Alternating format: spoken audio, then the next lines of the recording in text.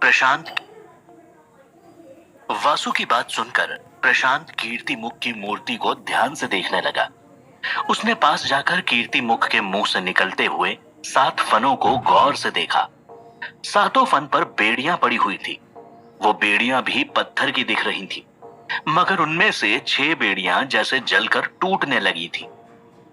ऐसा माना जाता है कि जब कीर्ति मुख ने अनगिनत औरतों की बलि चढ़ा ली थी, तब पाताल लोक में भूतों और अतृप्त आत्माओं का सैलाब आ गया था। उस सैलाब से लड़ने के लिए कोई भी सक्षम नहीं था। फिर पाताल भैरवी ने प्रकट होकर उस सैलाब को कब्जे में किया। धरती लोक और पाताल लोक दोनों को बचाने के लिए पाताल भैरवी ने इस कीर्ति मुख को मूर्ति में परिवर्तित कर दिया।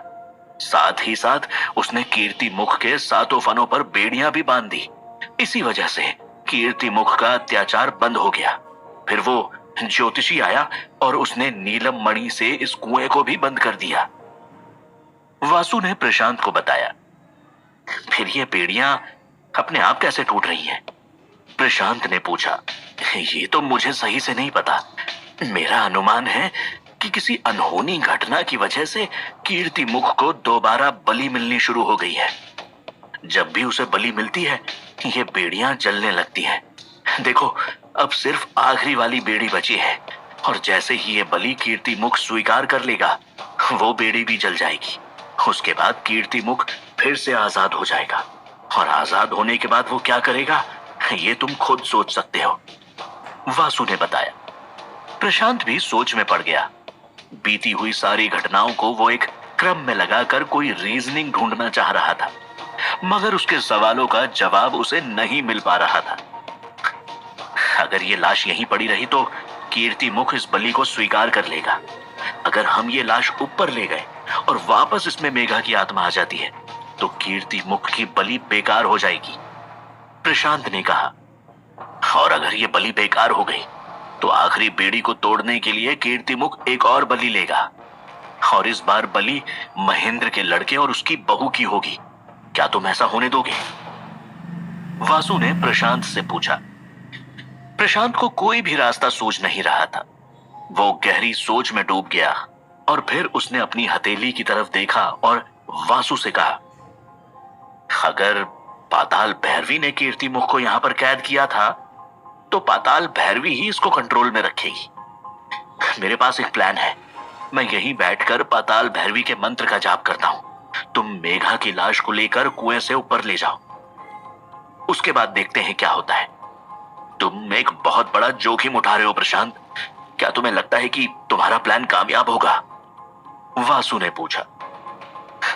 कामयाब होगा कि नहीं ये मुझे नहीं पता, मगर बिना कुछ किए प्लान सफल होगा कि नहीं, ये बता पाना मुश्किल है। एक बार करके तो देखना ही पड़ेगा ना। हाँ, और अगर यही गुफा सारे खूनी कुएं का सोर्स है, तो इस गुफा को किसी तरह से तो बंद करना पड़ेगा। जैसा कह रहा हूं वैसा करो, हमारे पास समय बहुत कम है, प्रशांत ने वासु से कहा। प्रशांत वहीं जमीन पर बैठकर पाताल भैरवी के मंत्र का उच्चारण करने लगा।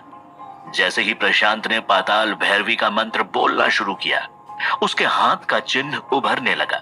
प्रशांत की हथेली से सुनहरे रंग की रोशनी निकलने लगी, और वो पूरी गुफा जगमगा उठी। कीर्ति मुख के फनों पर लगी हुई बेड़ियां भी गलना बंद हो गई। वासु को भी लगा कि प्रशांत का प्लान शायद कामयाब हो रहा था। उसने हिम्मत करके मेघा की लाश उठाई और कुएं की तरफ जाने लगा। जैसे ही वासु मेघा की लाश लेकर सुरंग तक पहुंचा, कीर्ति मुख की आंखें खुल गई। प्रशांत ने देखा कि कीर्ति मुख की आंखें लाल हो रही थी। उसने पाताल भैरवी के मंत्र को तेज तेज बोलना शुरू कर दिया। कीर्ति मुख की आंखों से आग के गोले बरसने लगे।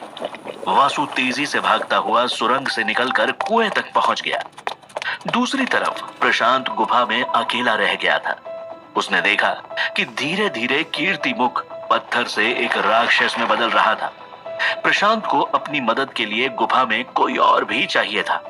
उसने तुरंत जमीन पर एक यंत्र बनाकर छोटे शैतान को गुफा में बुला लिया। जैसे ही छोटा शैतान वहां पर आया, वो भी कीर्ति मुख को देखकर डर गया। वो भागकर प्रशांत के पीछे जाकर छुप गया। प्रशांत ने छोटे शैतान से कहा, मैं पाताल भैरवी के मंत्र का लगातार उच्चारण करूंगा। तुम्हें इस कीर्ति मुख से लड़ना होगा। तुम्हें उसके ध्यान को तब तक भटकाना होगा जब तक मैं उसको खत्म करने का कोई तरीका ना ढूंढ लूं। कीर्ति मुख अब तेजी से राक्षस में बदल रहा था। उसने धीरे धीरे अपने फनों को भी बेड़ियों से छुड़ाना शुरू कर दिया था। कुछ बेड़ियां पूरी तरह से टूट चुकी थी। कीर्ति मुख के 6 फन अब आजाद हो चुके थे। वो तेजी से बढ़कर छोटे शैतान और प्रशांत की तरफ आ रहे थे। छोटा शैतान छलांग लगाकर कीर्ति मुख के सामने पहुंच गया। कीर्ति मुख के फनों ने छोटे शैतान को पूरी तरह से जकड़ लिया। छोटे शैतान ने अपने पैने नाखूनों से फन के ऊपर वार किया। फिर उसने अपने नुकीले दांतों से फनों को काटना शुरू कर दिया। छोटे शैतान के पैने नाखूनों और दांतों से कीर्ति मुख को चोट पहुंचने लगी। उसकी पकड़ ढीली हो गई और उसने अपने फनों को वापस अपने मुंह की तरफ खींच लिया। छोटा शैतान आजाद होकर जमीन पर गिर गया। उसने दोबारा अपने आप को उठाया और कीर्ति मुख से लड़ने के लिए तैयार हो गया। उधर प्रशांत लगातार पाताल भैरवी के मंत्र का उच्चारण कर रहा था। उसके हाथ से निकल रही सुनहरी रोशनी एक जगह पर इकट्ठी होने लगी। देखते ही देखते उस जगह पर एक सुनहरे रंग की तलवार आ गई। प्रशांत ने उस तलवार को अपने हाथों में उठा लिया। फिर प्रशांत और छोटे शैतान ने एक साथ कीर्ति मुख के ऊपर वार करना शुरू कर दिया। छोटे शैतान ने अपने दांतों और नाखूनों से कीर्ति मुख के फनों को चबाना जारी रखा। उधर कीर्ति मुख की आंखों से निकल रहे आग के गोलों को प्रशांत ने अपनी तलवार से काटना शुरू कर दिया। जैसे ही आग का गोला तलवार को छूता, वो तुरंत लाल रंग के धुएं में बदलकर हवा में उड़ जाता। कीर्ति मुख अब धीरे धीरे गुफा की दीवारों से निकलकर एक बड़ा सा राक्षस बन चुका था। प्रशांत ने ध्यान दिया कि कीर्ति मुख के मुंह से खून टपक रहा था और वो सारा खून एक जगह इकट्ठा होकर एक खूनी तालाब में बदल गया था। लगता है ये वही खूनी कुआं है जिससे बाकी सारे खूनी कुएं बने हैं। जरूर इसके अंदर कुछ तो होगा। इसे बंद करने का तरीका इसी खून के तालाब में छुपा होगा। प्रशांत ने छोटे शैतान से कहा।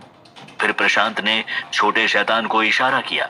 छोटा शैतान समझ गया कि उसे कीर्ति मुख को फंसा कर रखना था ताकि वो प्रशांत को ना देख पाए। छोटे शैतान ने ललकारते हुए कीर्ति मुख से कहा, अगर हिम्मत है तो मुझसे लड़कर दिखाओ। जैसे ही कीर्ति मुख छोटे शैतान की तरफ देखने लगा, प्रशांत उस खूनी तालाब के पास पहुंच गया। बिना समय बर्बाद किए प्रशांत ने उस खूनी तालाब में छलांग लगा दी। वो तालाब पूरी तरह से खून से भरा हुआ था। प्रशांत को उसमें खूनी कुएं और काले साए की बहुत तेज महक आ रही थी।